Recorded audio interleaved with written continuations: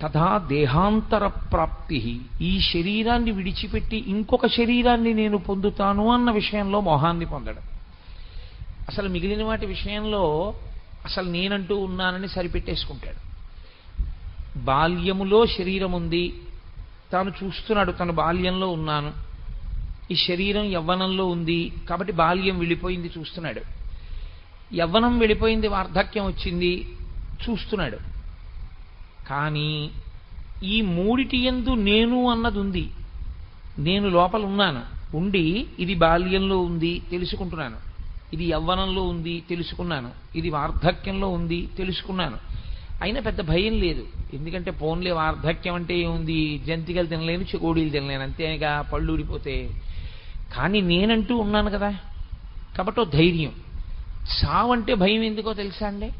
ఇది ఉండదు, ఇది ఉండదంటే నేను ఉండను. కానీ ఇది మారుతోందని తెలుసుకుంటున్న లోపల ఉన్న నేను ఏదుందో అది పరమసత్యం. అది దీన్ని విడిచిపెడితే మళ్ళీ ఇంకొక దాన్ని తొడుక్కుంటుంది, ఇంకొక శరీరంలోకి ప్రవేశిస్తుంది, ఈ శరీరాన్ని వదిలేస్తుంది, ఆ శరీరాన్ని పుచ్చుకుంటుంది. అనుభవం ఎక్కడి వరకు చెప్తోంది అంటే శరీరమునకు మార్పు ఉంటుంది అన్న విషయంలో సత్యం. ఏం పర్వాలేదు, బాల్యం వెళ్ళిపోయింది, యవ్వనం వచ్చింది, యవ్వనం వెళ్ళిపోయింది, వార్ధక్యం వచ్చింది ఒప్పుకుంటాడు. ఈ శరీరం పోయి ఇంకో శరీరం వస్తుందన్న విషయంలో మాత్రం నమ్మడు. ఎందుచేత నమ్మడు అంటే జ్ఞాపకంలో లేదు. ఇది బాగా పట్టుకోవలసినటువంటి విషయం. అనుభవంలోకి వేదాంతం రావడం ఇక్కడ ఉంటుంది. నీకు గుర్తుందా, ఈ శరీరాన్ని విడిచిపెట్టకముందు నువ్వు ఏ శరీరాన్ని విడిచిపెట్టావో నీకు జ్ఞాపకం ఉందా? నేను ఇవాళ ఈ శరీరంలో ఉన్నాను, నేను ఇంకా కొంతకాలం ఈ శరీరంలో ఉంటాను అని అనుకోండి. కానీ ఈ శరీరంలోకి నేను రాకముందు ఏదో ఒక శరీరాన్ని విడిచిపెట్టి ఉండాలి. నేను ఏ శరీరాన్ని విడిచిపెట్టి ఈ శరీరంలోకి వచ్చాను అది కూడా నాకు తెలుసు అనుకోండి. ఇంకా భయం ఎందుకు? నేను చెప్తాను. నేను 1959 సంవత్సరంలో పుట్టడానికి ముందు ఫలానా చోట ఫలానా శరీరం వదిలేశానండి, ఆ శరీరాన్ని అక్కడ వదిలేసి ఈ శరీరంలోకి వచ్చానండి అని చెప్తాను. ఇప్పుడు ఆ శరీరం వదిలి ఈ శరీరంలోకి వచ్చినట్టే ఈ శరీరం వదిలితే ఇంకో శరీరంలోకి ఎడతాను. ఏమిటి పెద్ద బాధ? అప్పుడు సంసారం ఉంటుందిగా, గొడవ లేదు. కానీ వచ్చిన పెద్ద చిక్కు ఎక్కడ వస్తుందంటే ధీరుడు ధైర్యంగా ఉంటాడు, మిగిలిన వాడికి భయం ఎందుకు వస్తుందంటే చచ్చిపోవడం అన్న మాట యందు తాను ఇంతకు ముందు శరీరాన్ని ఒక దాన్ని విడిచిపెట్టి ఈ శరీరంలోకి వచ్చానన్నది జ్ఞాపకం లేదు, అది అనుభవంలో లేదు. అది కూడా అనుభవంలో ఉందనుకోండి, ప్రతివాడు ఎంత ధైర్యంగా ఉంటారంటే ఏం పర్వాలేదు, ఈ శరీరం పడిపోతే ఇంకో శరీరం వస్తుంది. అది ఎందుకు ఈశ్వరుడు జ్ఞాపకం ఉండకుండా చేశాడు? మీరు కొంచెం జాగ్రత్తగా, అసలు వేదాంతం అంతా అక్కడే ఉంది, ఆ శ్లోకంలో పట్టంతా అక్కడే ఉంది. ఇది బాల్యంలో ఉంది తెలిసింది, ఇది యవ్వనంలోకి వచ్చింది, బాల్యం పోయిందని తెలిసింది, యవ్వనం వెళ్ళిపోయి వార్ధక్యం వచ్చింది, దీనికి బాల్యమో యవ్వనమో పోయాయని తెలిసింది. ఇది గతంలో శరీరం విడిచిపెట్టిందని ఎందుకు గుర్తులేదు? అది కూడా నువ్వు పొందిన అవస్థేగా, ఒకప్పుడు శరీరాన్ని విడిచిపెట్టావుగా. మరది గుర్తు లేకుండా ఈశ్వరుడు ఎందుకు చేసినట్లు అంటే అసలు శాస్త్రంలో ఉన్నటువంటి చాలా పెద్ద గమ్మత్తైన విషయం ఒకటి ఉంది. మృత్యువు అనేది ఎప్పుడో ఒక్కరోజు వచ్చేది కాదు. మృత్యువు పుట్టినప్పుడే వచ్చేస్తుంది. ఎప్పుడెప్పుడు ఆగిపోవడం అన్న ప్రక్రియ జరుగుతూ ఉంటుందో అప్పుడప్పుడు మృత్యువు చేత గ్రసింపబడుతూ ఉంటాడు. నేను మీకు బాగా అర్థం అవడానికి ఒక ఉదాహరణ చెప్పాలి అంటే, ఒక గొంగళీ పురుగు గూడు కట్టుకు పడుకుంటుంది. ఇప్పుడు గూడు కట్టుకుని నిద్రపోతున్నటువంటి గొంగళీ పురుగు అకస్మాత్తుగా గూడు చింపుకుని సీతాకోక చిలుకగా బయటికి వెళ్ళిపోతుంది. గొంగళి పురుగు సీతాకోక చిలుకగా ఎప్పుడు మారిపోయింది, ఈ శరీరాన్ని ఎప్పుడు వదిలిపెట్టింది, ఆ శరీరాన్ని ఎప్పుడు పొందింది అని మీరు నన్ను అడిగారనుకోండి, హఠాత్తుగా ఏదో ఒక్క క్షణంలో అలా మారలేదు. ప్రతి క్షణం అది పడుకున్న దగ్గర నుంచి సీతాకోక చిలుక అయిపోయే లోపల ప్రతి క్షణంలోనూ మారిపోతూనే ఉంది. ఒక పువ్వు పిందె ఎప్పుడైంది అని అడిగారనుకోండి, పువ్వు పిందె హఠాత్తుగా అవ్వలేదు. పువ్వు క్రమంగా పిందెగా మారిపోయి పిందెగా మారిపోయిన తర్వాత ఇంకా పువ్వుగా లేదు. పిందె కాయగా మారిపోయిన తర్వాత పిందెగా లేదు. కాయ పండుగా మారిపోయిన తర్వాత కాయగా లేదు.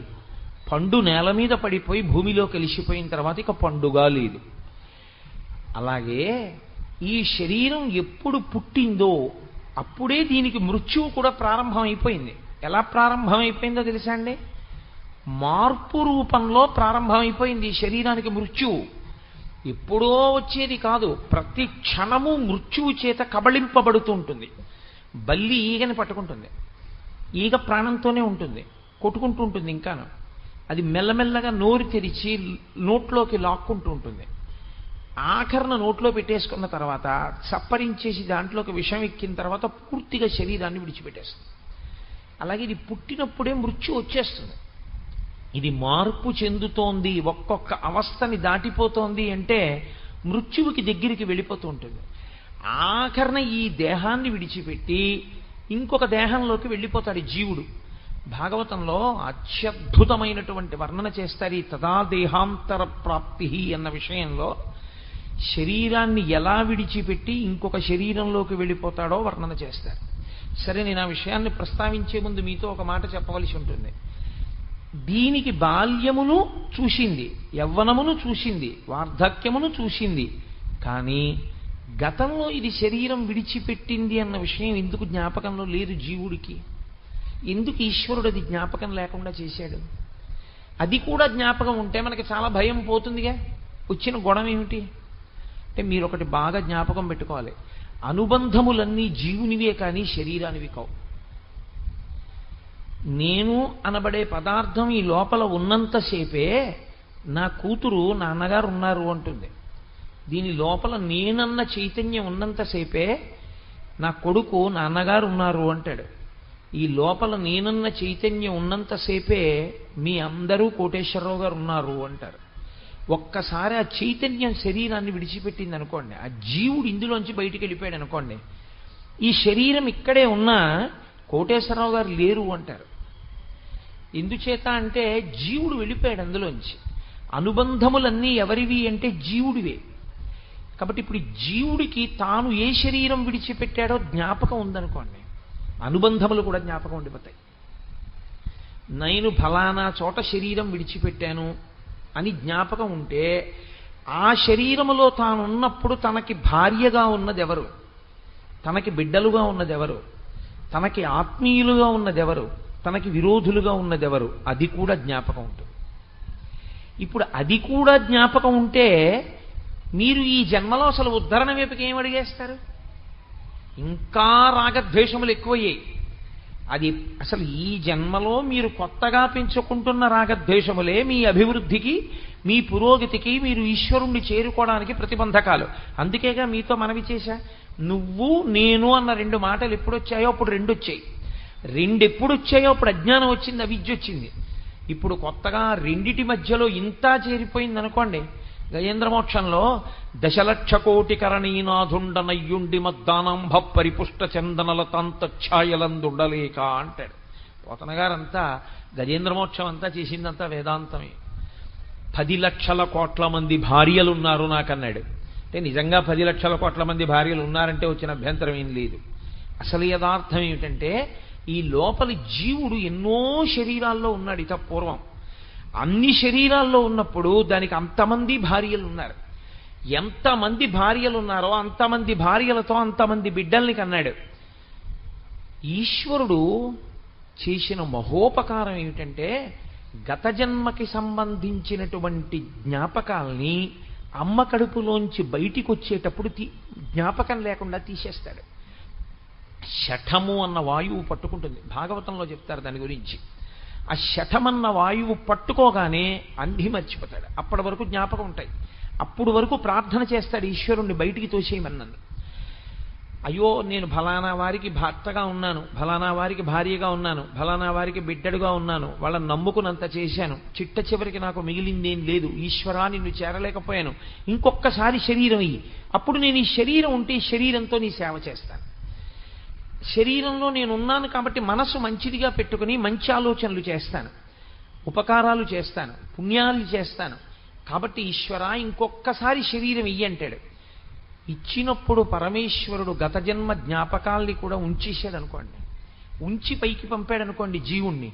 ఇక ఆ జీవుడు ఒక్క క్షణం కూడా ప్రశాంతంగా ఉండలేడు. బయటికి వస్తూనే అతనికి ఒక జ్ఞాపకం ఉంటుంది, నా భార్య ఫలానా చోట ఉంది, గత జన్మలో భార్య, ఎప్పుడు అక్కడికి వెడదామా అని ఉంటుంది. నా కొడుకులు అక్కడ ఉన్నారు, వాళ్ళ యోగక్షేమాలు చూడాలనిపిస్తుంది. గతంలో కుక్కగా ఉండొచ్చు, కానీ ఆ కుక్కకు పుట్టిన పిల్లల మీద వ్యామోహం ఉంటుంది. ఓ పందిగా ఉండొచ్చు, ఆ పిల్లల మీద వ్యామోహం ఉంటుంది. ఇలా నీకు ఎన్ని జన్మల జ్ఞాపకాలు ఉంటాయో అంత పెద్ద సంసారం నీలో ఉంటుంది. ఆ సంసారంలో పడిపోవడం వల్ల కదా పాడైపోయావు. సంసారం అన్న మాట వేదాంతంలో బయట ఉండేది కాదు, లోపల ఉండేది. బాహ్యంలో అయితే సంసారం బయట ఉందంటాం, వేదాంతంలో సంసారం లోపల ఉంటుంది.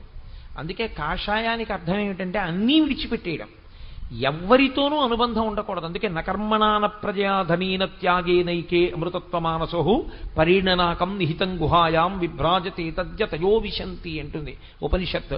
కాషాయం కట్టుకున్న వాళ్ళని చూస్తే ఆ మంత్రం చెప్పు అంటుంది. ఎందుచేత అంటే ఇంకా వాళ్ళకి త్యాగేనైకే అమృతత్వమానసోహు, ఇహ ఆయనకి కొడుకు లేదు, కూతురు లేదు, భార్య లేదు, భర్త లేదు, బిడ్డ లేరు, బంధువు లేరు, స్నేహితుడు లేడు, ఎవ్వరూ లేరు.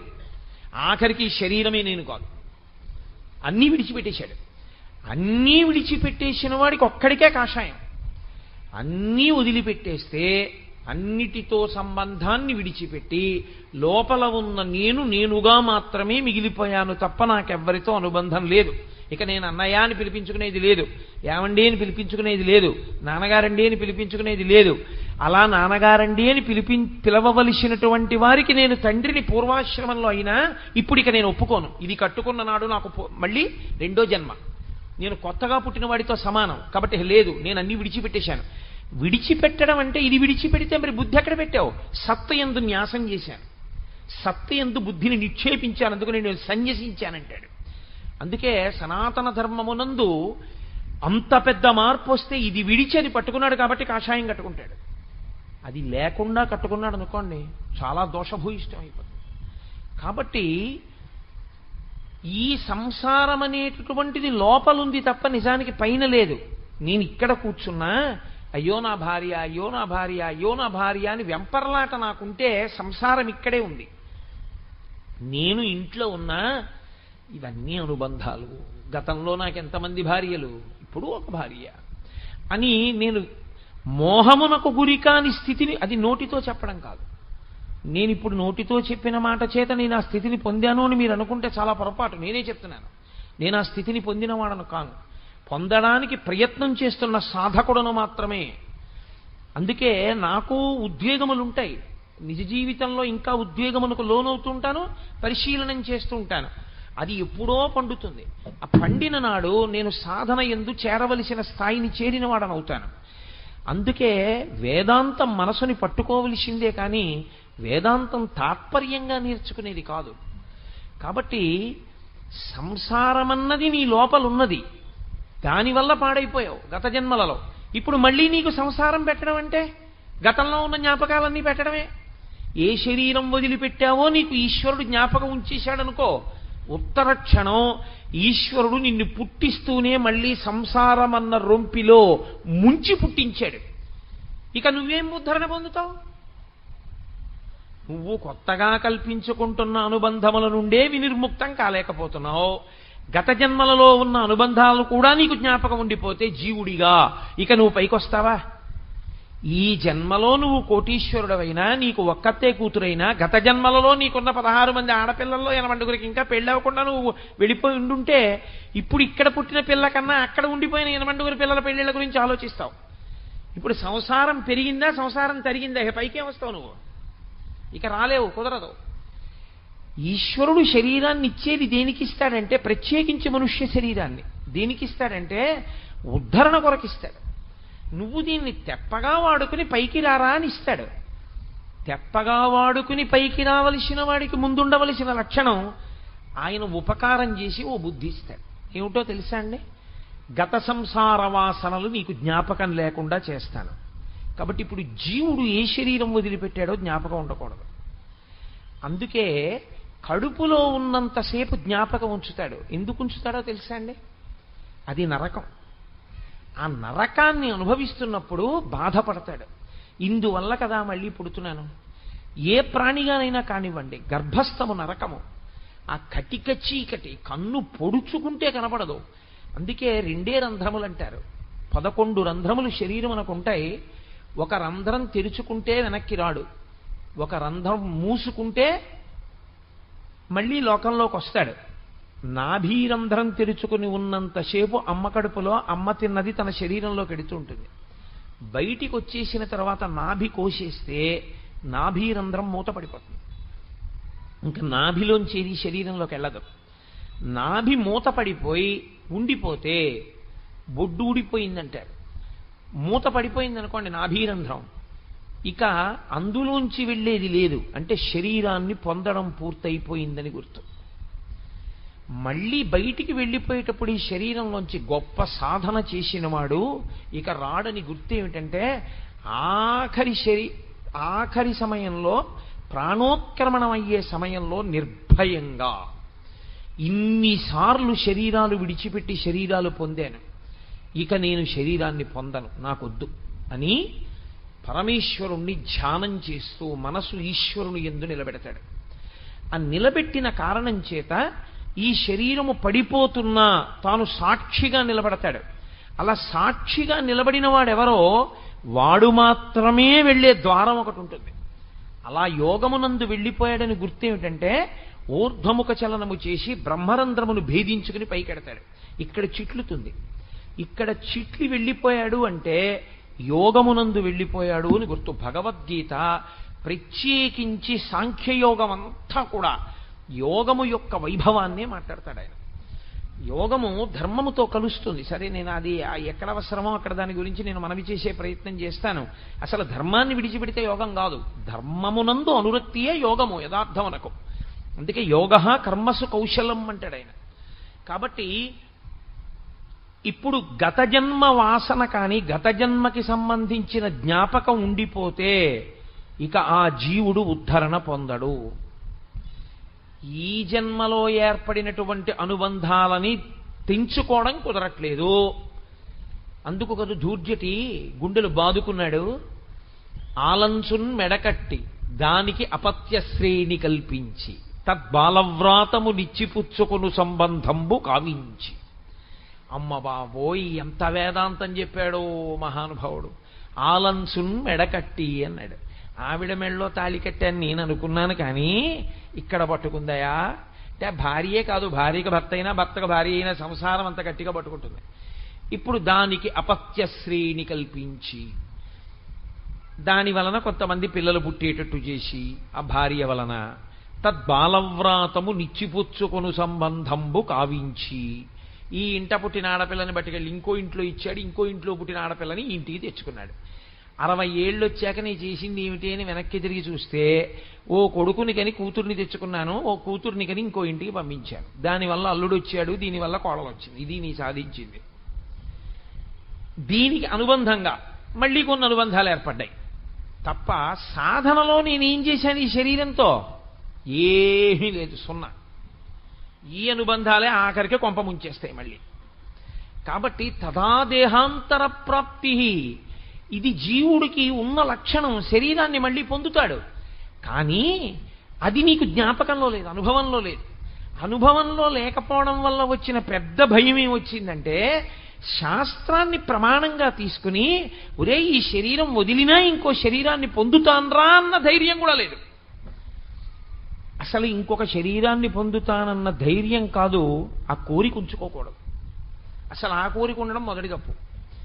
సరే, అంత దూరం ఎక్కడ వెళ్ళిపోతానులేండి, కుదరదు. కనీసం మళ్ళీ మనుష్య జన్మలోకి వచ్చి శాస్త్రం చదువుకునేంత మంచి ప్రయోజనం కలిగితే చాలు అంటావా? నీకు మళ్ళీ శరీరం రాదనుకుని వ్యామోహపడ్డం పెద్ద తప్పు. తథా దేహాంతర ప్రాప్తి ధీర తత్రనుముహ్యతి. ధీరులైన వారు దాని గురించి మోహాన్ని పొందరు. అర్జున, నువ్వేమిటి ఇప్పుడు వాళ్ళందరూ చచ్చిపోతారు గుండెలు బాధేసుకుంటున్నాయేంటి? వాళ్ళు చచ్చిపోవడం అనేటటువంటిది శరీరం పడిపోతుంది, వాళ్ళు మళ్ళీ వచ్చేస్తారు ఇంకో శరీరంలోకి. నీకెందుకంత బెంగ? నువ్వు పడగొట్టకపోతే పడదనుకుంటున్నావా? పడిపోతుంది. పడిపోయింది రాదనుకుంటున్నావా? వస్తుంది. చిత్రం ఏమిటో తెలుసా? ఇక్కడ ఒక ప్రశ్న వస్తుంది వేదాంతంలో, మరి ఎందుకంటే అసలు ఈశ్వరుడి శరీరాలు ఇస్తుండడం? ఏదో ఒక గొడవ తేల్చేస్తే అయిపోతుంది కదా.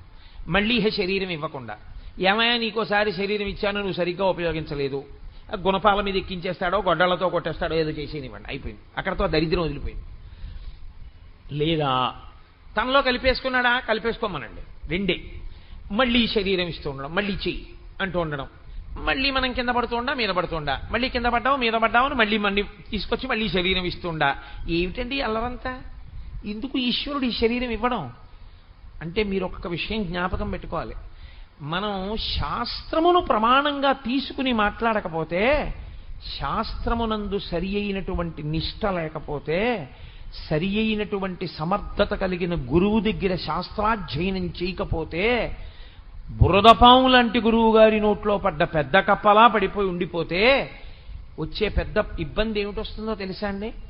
శాస్త్ర పరిజ్ఞానమునందు పరిపక్వత ఏర్పడదు. ఏర్పడకపోతే సంధి ప్రలాపం అంటారు. అలాంటి మెట్ట వేదాంతం ప్రశ్నలు వస్తాయి. ఈశ్వరుడు ఎందుకు ఇచ్చాడు శరీరాన్ని? మొట్టమొదట అసలు చెప్పవలసిన విషయం ఏమిటంటే, ఈశ్వరుడు మీకు శరీరమును ఇవ్వలేదు. ఈశ్వరుడు మీకు శరీరం ఇచ్చాడనుకున్న మీ సిద్ధాంతమే దోషభూయిష్టం. ఈశ్వరుడికి దాని యందు స్వాతంత్ర్యము లేదు. ఈశ్వరుడు ఇవ్వడు, ఆయన పెట్టుకోలేదు తన మీద. నేను మీకు ఈ శరీరాన్ని ఇస్తాను అని ఎక్కడా ప్రమాణం చేయడు. భగవద్గీత కాదు, మీరు సనాతన ధర్మమునందు వాంగ్మయాన్నంతటినీ చూడండి, ఇది మాత్రము ఈశ్వరుడు అనడు. ఎందుకు నేను ఈ మాట ఇంత నొక్కి చెప్తున్నానో తెలుసా అండి?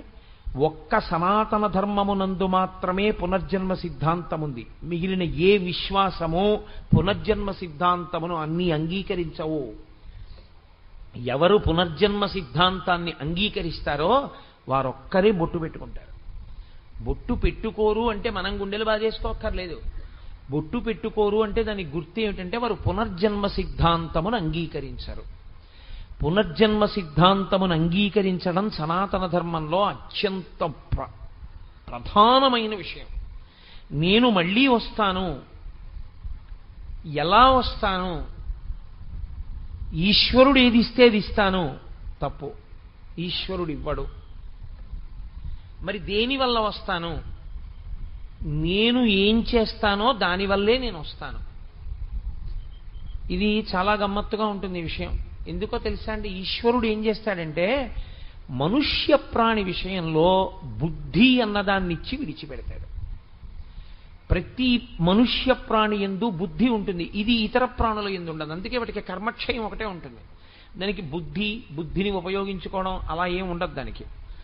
ఒక్క మనుష్య ప్రాణి బుద్ధి. అందుకే సనాతన ధర్మమునందు మీరు ఏం చేశారు అన్నది కాదు, మీరు ఏం చిట్ట చివర ఫలితం ఏమడిగారు అన్నదే ప్రధానం. ఎటు తిరిగి ఎటు రండి, మీరు ఆఖరణ అడిగేది ఒకటే అడుగుతారు, ధియో యోన ప్రచోదయాత్ అని అడుగుతారు. మా బుద్ధులు ప్రేరేపింపబడుగాక. మీరు దుర్గమ్మ తల్లిని ప్రార్థన చేశారనుకోండి, తన్నో దుర్గి ప్రచోదయాత్, ఓ అమ్మా మా బుద్ధులను ప్రేరేపించు. శివుణ్ణి పూజ చేశారనుకోండి, తన్నో రుద్ర ప్రచోదయాత్, ఓ రుద్రుడా మా బుద్ధులను ప్రేరేపించు. విష్ణువుని ఆరాధిస్తే తన్న విష్ణు ప్రచోదయాత్, ఓ విష్ణువా మా బుద్ధులను ప్రేరేపించు. అగ్నిని ప్రార్థన చేస్తే అగ్ని మా బుద్ధులను ప్రేరేపించుగాక. మీ బుద్ధిని ప్రేరేపించమని అడుగుతారు. ఎందుకో తెలుసా అండి? వాడి బుద్ధి గడ్డి తిందిరా అంటుంటారు. బుద్ధి నిర్ణయం చేస్తుంది. మనసు సంకల్ప వికల్ప సంఘాతమై ఉంటుంది. నేను మీతో నిన్న మనవి చేశా, స్థూల శరీరము బలమా సూక్ష్మ శరీరము బలమా అంటే, సూక్ష్మ శరీరము యొక్క బలం ముందు స్థూల శరీరము యొక్క బలము వెంట్రుకపాటి కూడా చాలదు. అది అంత బలవత్తరము సూక్ష్మ శరీరం. అందుకే మహానుభావులు చంద్రశేఖరేంద్ర సరస్వతీ స్వామి వారు నడిచే దేవుడిని పేరు. ఆయన ఒక మాట అంటూ ఉండేవారు, గాలిని పట్టుకుంటానండం ఎంత సాహసమో మనసుని పట్టుకుంటానండం అంత సాహసం. ఆ సాహసం చెయ్యడమే అభ్యాసం అన్న మాటలోకి వచ్చింది. గాలిని పట్టగలవా, మనసుని పట్టగలవా? మనసుని పట్టగలను. దేని వలన? కేవలము అభ్యాసము వలన. అందుకే భక్తి యోగంలో వాడతాడు ఆ మాట ఆయన. నేను మయ్యేవ మన ఆధత్స్వామ ఈ బుద్ధిం నివేశయ అంటాడు. నా యందు పెట్టు నీ మనసు, నా యందు పెట్టు నీ బుద్ధి. అలా కుదరలేదనుకో అభ్యాసయోగేన కౌంతేయ, అభ్యాసం చెయ్యి అంటాడు. అభ్యాసము శరీరముతో ప్రారంభం. సరే, అది భక్తి యోగంలో విషయాన్ని ఇప్పుడు నేను దాన్ని సమన్వయం చెయ్యను. మనం ఏం చేస్తామంటే ఈశ్వరుడు బుద్ధినిచ్చి మనని పంపిస్తే ఈ బుద్ధితో ఈశ్వరుడు ఏం చెప్తాడంటే నువ్వు నిర్ణయం చేసుకో. ఇప్పుడు ఈ నిర్ణయం చేసుకోగలిగినటువంటి బుద్ధి పదును బాగా ఎక్కడెక్కుతుందో తెలుసా అండి? శాస్త్రమును అధ్యయనము చేయడం వల్ల, గురువు గారి దగ్గర కూర్చుని శాస్త్రాన్ని బాగా వినడం వల్ల, ఏతత్ శాస్త్రం ప్రమాణంతే, ఎవరేం చెప్పారన్నది ప్రమాణం కాదు, లోకంలో ఎవరు ఏం చెప్పినా ప్రమాణం కాదు, శాస్త్రమును వాళ్ళు మాట్లాడితే ప్రమాణం. పరమాచార్య స్వామి చెప్పినటువంటి మాటలన్నీ ప్రమాణవాక్కులే. దేని వలన? ఆయన ఎప్పుడు మాట్లాడినా వేదమే మాట్లాడారంతే, ఆయన శాస్త్రమే మాట్లాడారంతే. శాస్త్రము కానిది ఆయన మాట్లాడలేదు. ఎంత ధైర్యంగా మాట్లాడారో, ఎంత సాహసంగా మాట్లాడారో పరమాచార్య మాట్లాడిన మాటలు మీరు చదివితే మీకు అర్థమవుతుంది. ఓ, ఇందుకు ఈయన నడిచే దేవుడయ్యాడనిపిస్తుంది. అదిగో ఆ ధైర్యం ఉండి మాట్లాడిన గురువు ఉంటాడే, శాస్త్రమునందు నమ్మకం ఉన్నవాడు, ఆ గురువు మాట్లాడుతున్నప్పుడు ఆ మాటల చేత పదునెక్కుతుంది. పదునెక్కడం అన్న మాటలో ఉన్నటువంటి లక్షణం ఏమిటో తెలుసా అండి? మళ్ళీ అదో చిత్రం.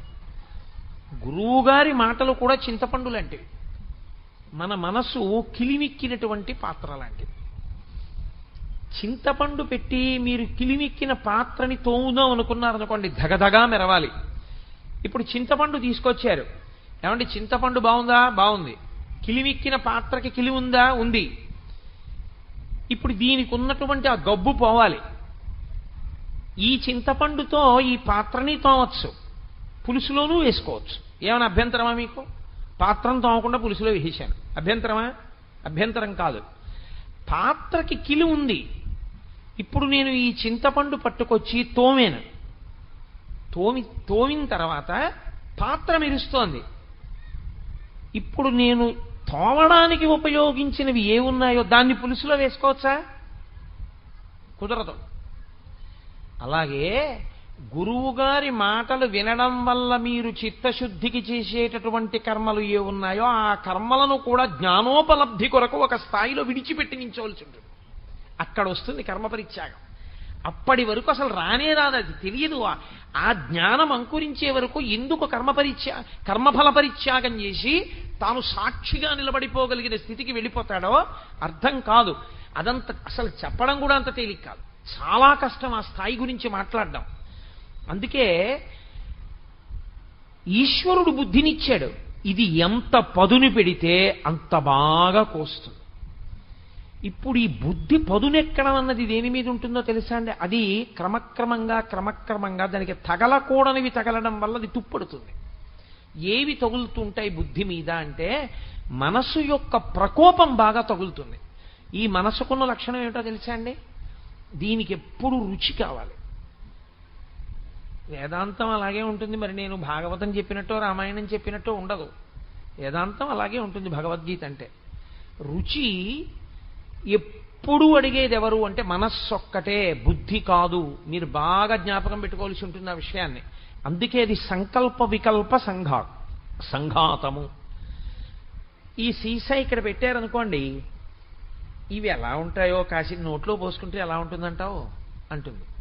ఎందుకనంటే అది సంకల్ప వికల్ప సంఘాతం. అది ఎప్పుడు ఏదో ఆలోచిస్తుంది. అందుకే అది ఉన్నంతసేపు దుఃఖమే. అది ఉందంటే దుఃఖం. ఎందుకో తెలుసా అండి? సంకల్పం అన్నా చేస్తుంది, వికల్పం అన్నా చేస్తుంది.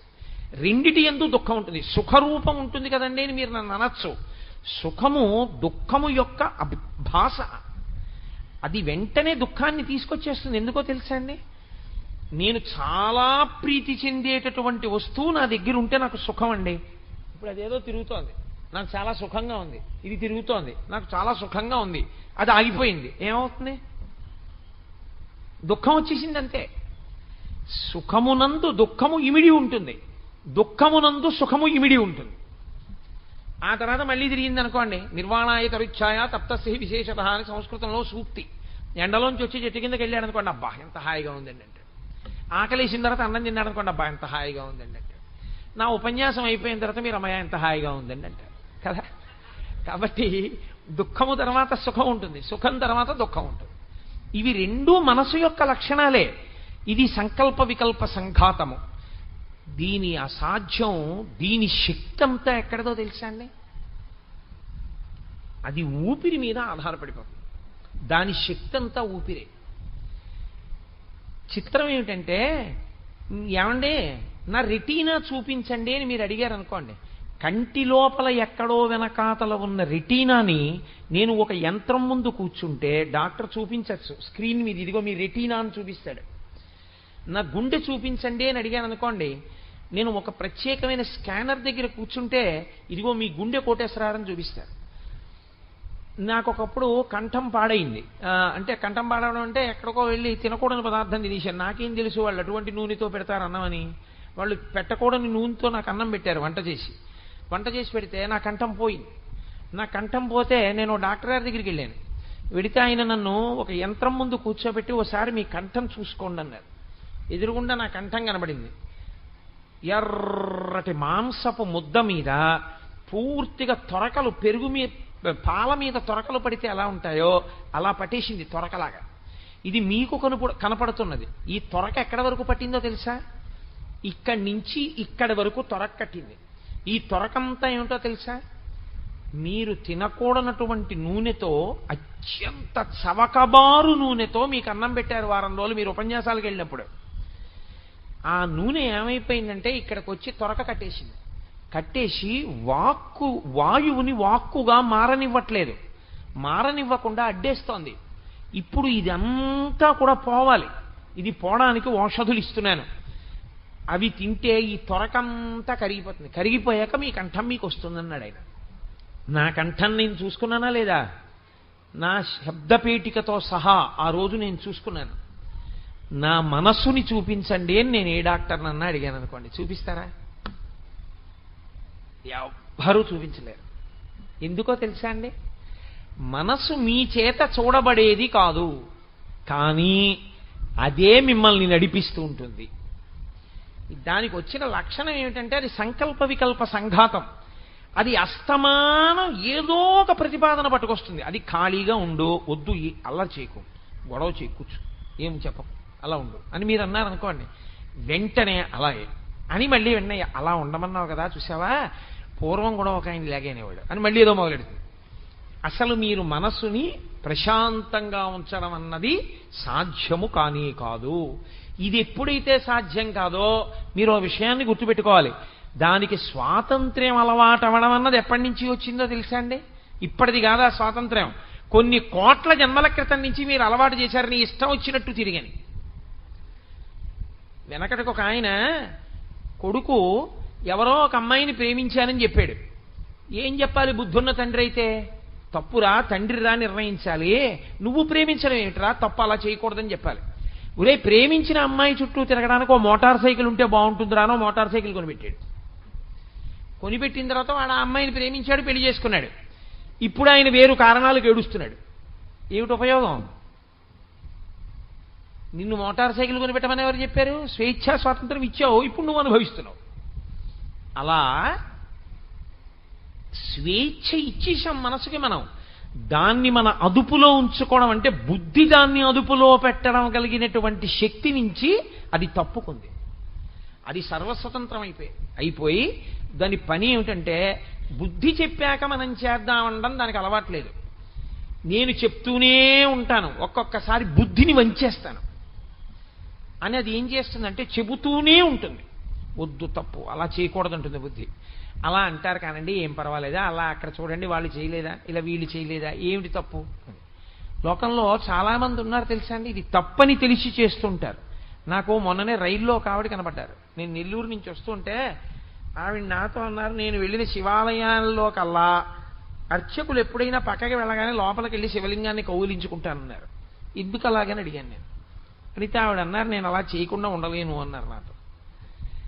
అలా చేయకుండా ఉండలేను అన్నప్పుడు చేయకుండా ఉండాలి, అలా చేయకూడదని మీకు తెలియదా అన్నాను. అంటే చేయకూడదని నాకు తెలుసు అన్నారు. అందుకే నేను రమణాశ్రమానికి వెళ్ళినప్పుడు నన్ను అందరూ ఎన్ని శివలింగాలు పాడు చేసావని అడుగుతుంటారు అన్నారు ఆవిడ. అంటే అలా శివాలయంలోకి వెళ్ళి ఒక ఆడది శివలింగాన్ని కౌగలించుకోవడం అనేటటువంటిది ధర్మ విరుద్ధమని, అలా చెయ్యకూడదని, దాన్ని శాస్త్రం అంగీకరించదని, శాస్త్రము ప్రమాణం తప్ప మన బుద్ధులు ప్రమాణాలు కావని, ప్రమాణం చెప్పవలసింది శాస్త్రమే తప్ప నేను కాదని ఆవిడికి తెలుసు. శ్రీశైలం లింగాన్ని కౌగిలించుకో, ఎందుకంటే అది సాక్షాత్తుగా ధూళి దర్శనాన్ని అనుమతించిన లింగం. అనుమతించని లింగాలన్నీ వెళ్ళి కౌగిలించుకోవడం ఏమిటి అంటే, నేను ఏదో కారణం మీద అర్చకుడు కాస్త పక్కకెళ్ళే వరకు అక్కడే ఉండి ఆయన అలా వెళ్ళగానే లోపలికి వెళ్ళి కౌగిలించుకుంటానండి అన్నారు. ఆవిడేమీ పనికి మాలిన వ్యక్తి కాదు, చాలా భక్తురాలు. అసలు ఆవిడికి కొన్నాళ్ళు పోయాక PhD ఇస్తారేమో అని నాకు అనుమానం. ఆవిడంత గొప్ప పని ఒకటి చేస్తున్నారు ఈ మధ్యకాలంలో. మరి ఆవిడ అలా చేయడం ఏమిటి అలాగా అంటే, మనసు యొక్క బలహీనతని ఆవిడ దాటలేకపోతోంది. అలా పట్టుకోకూడదు శివలింగాన్ని అని తెలుసున్నా ఆవిడ మనసు అదే చెప్తుంటుంది, పట్టుకో పట్టుకో పట్టుకో అని చెప్తూ ఉంటుంది. బుద్ధి పట్టుకోకూడదు పట్టుకోకూడదు అని చెప్తూ ఉంటుంది, కానీ బుద్ధిని నిర్ణయం చెయ్యనివ్వదు, బలహీనం చేసి మనసు బలవత్తరం అవుతుంటుంది. ఈ అవడంలో దానికి వచ్చిన లక్షణం ఏమిటో తెలుసా అండి? అది ప్రాణం మీద ఆధారపడుతుంది. మీ ప్రాణము ఊపిరి మీద ఆధారపడుతుంది. ఊపిరి ఆయుర్దాయం ఉన్నంత కాలం ఉంటుంది. ఆయుర్దాయం ఎంతకాలం ఉంటుంది? ఈశ్వరుడి శాసనం అయ్యే వరకు ఉంటుంది. ఈశ్వరుడి శాసనం ఎంతవరకు ఉండాలని చేస్తాడు? ప్రారంధం అయిపోయే వరకు ఉండమని చేస్తాడు. నువ్వు ఇన్ని పనులు చేయాలని ఉంటుంది ఈశ్వర శాసనంలో. అవి అయిపోయాయి అనుకోండి, వయసుతో సంబంధం ఉండదు, తీసేస్తాడు ఈశ్వరుడు. అయిపోయింది వచ్చేయి అంటాడు. కాబట్టి ఆయన ఇచ్చిన ఆయుర్దాయంలో నువ్వు చేసేయాలంతే, ప్రారంధ కర్మలు అనుభవిస్తూ ఉండాలి. ఇప్పుడు ఈ మనసు ఏం చేస్తుందంటే, ఇది ఊపిరి మీద ఆధారపడుతుంది కాబట్టి చిట్ట చివరి ఊపిరి వరకు అది ఉంటుంది. మీరు ఇది బాగా జ్ఞాపకం పెట్టుకోవాలి. అది ఏం చేస్తుందంటే, ఊపిరి బాగా తీయగలిగిన నాళ్ళు దాని పని ఏం చేస్తుందంటే రుచి అడుగుతూ ఉంటుంది. రుచి అంటే సంస్కృతంలో వేదాంతమునందు రుచి అంటే నాలుకతో తినే రుచి కాదు, అనుభవమును అడుగుతుంది. అది ఎలా ఉంటుందంటావు అంటుంది. సరే, దాన్ని అనుభవించాడు అనుకోండి, దాన్ని అనుభవించాడు అన్న మాటని మీరు శాస్త్ర ప్రమాణంతో ఆదరించవలసి ఉంటుంది. దాన్ని అనుభవించాడు అంటే నా ఉద్దేశంలో ఏంటంటే ఏదో పులిహార తినాలనుంది, పులిహారని తిన్నాడు అని, అంతకన్నా హేయమైన మాట నేను మాట్లాడటం లేదు అని మీరు గుర్తించవలసి ఉంటుంది. ఏవి ఆ పరిధిలోకి వచ్చినా నేను అలా ప్రయోగించట్లేదు. పులిహార తినేశాడు, రుచి అది ఏం చేస్తుందో తెలుసా అంటే, నాలుక ఇది ఇలా ఉంటుంది పులిహార అనగానే వాసన రికార్డ్ చేస్తుంది. ఇది మనసుకున్నటువంటి బలవత్తరమైన శక్తి. అందుకే మనసులో కొన్ని భాగములు పడుకుంటాయి. ఎప్పుడు మనసు అంతా లేచి ఉండదు అని చెప్తారు మనస్తత్వ శాస్త్రవేత్తలు. శంకరాచార్యుల వారి కన్నా మనస్తత్వ శాస్త్రవేత్తలు అసలు. అది ఏం చేస్తుందంటే రికార్డ్ చేస్తూ ఉంటుంది. అందుకే చూడండి, మామిడి పండు అన్నాను అనుకోండి అది ఎలా ఉంటుందో, కొత్తపల్లి కొబ్బరి అన్నాను అనుకోండి అది ఎలా ఉంటుందో, దాని తొక్క పలచగా ఉంటుంది, దాన్ని ఇలా ముట్టుకుంటే కన్నం పడుతుంది, దాని రసం తీయగా ఉంటుంది, అన్నీ చెప్తుంది. రుచి, వాసన అది గుర్తెట్టుకుని ఏమంటుందంటే, ఇంకొక నెల పోయింది అనుకోండి, అవసరమైతే ప్రావిడెంట్ ఫండ్ లోనన్నా పెడదాం కానీ 4 పరకలు కొత్తపల్లి మామిడి పండు తెచ్చుకుందాం, కొత్తపల్లి కొబ్బరి అంటుంది. రుచి వాసన, రుచి వాసన ఈ మనసు ఏం చేస్తుందంటే బాగా పెట్టుకుంటూ ఉంటుంది. ఇందులో అలా తిరుగుతూ ఉంటుంది ఎప్పుడు. ఈ తిరగడం ఏం చేస్తుందంటే బలపడుతుంది కొన్నిటి యందు. బాగాను సెటిల్ అయిందంటారు చూసారా, షుగర్ వచ్చిన వాళ్ళకి కొత్తల్లో మీరు ఇంకా సెటిల్డ్ డయాబెటీసా అంటారు. వచ్చి ఇవాళ వస్తుంది, రేపు తగ్గిపోతుంది, 4 రౌండ్లు వాకింగ్ చేస్తాయి. కొన్నాళ్ళు పోయిన తర్వాత ఏం చేస్తుందంటే 2 రౌండ్లు వాకింగ్ చేసినా 3 రౌండ్లు వాకింగ్ చేసినా ఆ భోజనమే చేస్తే మాత్రం రీడింగ్ కనబడుతూనే ఉంటుంది. అంటే సెటిల్ అయింది డయాబెటీస్ అంటారు. ప్యాంక్రియాస్ ఊస్ చేయడం మానేసింది అనమాట ఇన్సులిన్ని. అలా సెటిల్ అవుతుంది మనస్సు. ఒకదాని మీద బాగా వ్యామోహాన్ని పెట్టుకుంటుంది, దాన్నే తిప్పుతుంది, దాన్నే రుచి వాసన రుచి వాసన రుచి వాసన. ఇది ఎంత తొందరగా అడుగుతుందో తెలుసా అండి. అసలు ఒక స్థితిలో తన కంటి ముందు కనపడకపోయినా, తన నాలుక మీద ఉండకపోయినా తాను ఊరుకోలేదు, అలా అయిపోతుంది. నేను హేయమైన ప్రయోగం చేశానని మీరు అనుకోవద్దు. కొంతమంది చూడండి, కాఫీ తాగడం కన్నా టీ తాగడం కన్నా ఆ రెండే దోషభూయిష్టం. ఆ రెండిటికన్నా కూడా మద్యాన్ని సేవించడంలో వాళ్ళు అది లేకపోతే ఇక బ్రతకలేనన్నట్టే ఉంటారు. ఇది అది రుచి ఎందు బాగా నిలబడిపోయి నువ్వు ఇది తాగితే చచ్చిపోతావురా అని డాక్టర్ గారు చెప్పినా సరే చచ్చిపోయినా పర్వాలేదు కొంచెం తాగుతానంట. అంటే అంత వాసనాబలం కింద పట్టుకుంటుంది. ఇప్పుడు దీన్ని వ్యామోహం కింద మారుస్తుంది. మార్చి దానికి ఉన్న తమాషా ఏమిటంటే అది ఆఖరి ఊపిరి ఉన్నంతసేపు ఉంటుంది కదండి. ఆఖరి ఊపిరి ఆగిపోతోంది దానికి తెలుస్తుంది. ఆఖరి ఊపిరి ఆగిపోతోందని తెలియగానే 5 జ్ఞానేంద్రియములలో ఉన్న శక్తుల్ని ఉపసంహారం చేస్తుంది మనస్సుకొక్కదానికి ఆ శక్తి ఉంది. దానికి ఉపసంహార ప్రక్రియ తెలుసు. అందుకే మీకు నిద్ర ఎందది ఏం చేస్తుందంటే జ్ఞానేంద్రియములలో ఉన్న శక్తుల్ని ఉపసంహారం చేసి తనలోకి తీసుకుంటుంది. కన్ను కొంచెం తెరిచి ఉంటుంది, కానీ మీరు ఆయన కంటెదురుగుండా తీసుకెళ్లి ఓ పువ్వు పెట్టారనుకోండి, ఆయన ఏం చూడడం. కంటిలో చూడగలిగిన శక్తిని మనసు లాగేసుకుంటుంది తనలోకి. చెవి పక్కకెళ్ళేదో మాట్లాడారనుకోండి, ఆయనకి వినపడదు. చెవి వింటుంది. ఎందుకంటే ఒక శబ్ద ప్రకంపన వస్తే దీనిలో ఉన్నటువంటి కర్ణభేరి కదులుతుంది. కర్ణభేరి కదిలితే చెవికి వినపడుతుంది ఆ మాట. కాబట్టి చెవి వింది, కానీ ఆ మాటని మనసు పుచ్చుకోదు. ఎందుకంటే వినగలిగిన శక్తిని లాగేసి తనలో పెట్టేసుకుంటుంది. చర్మం మీరు ఇలా ముట్టుకున్నారనుకోండి తెలియదు.